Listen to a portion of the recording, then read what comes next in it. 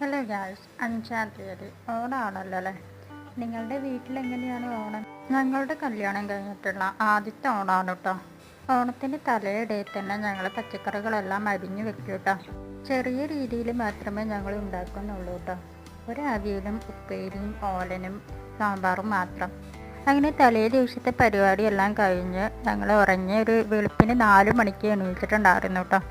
അങ്ങനെ ഞങ്ങളുടെ കുക്കിങ്ങും പൂക്കളിടലും എല്ലാം തുടങ്ങി. അമ്മയും ഞാനും ഏർത്തിയമ്മയും കുക്കിങ്ങിലായിരുന്നു കേട്ടോ. ഏട്ടനും അവനും പൂക്കളം നിന്നു. ഒരു 8 മണിയൊക്കെ ആയപ്പോഴത്തേക്ക് പൂക്കളത്തിൻ്റെ പകുതി ആയിരുന്നു കേട്ടോ. അപ്പോൾ ഞാനും കൂടി പൂക്കളം ഇടാൻ വേണ്ടിയിട്ട് അവരെ ഹെൽപ്പ് ചെയ്തു.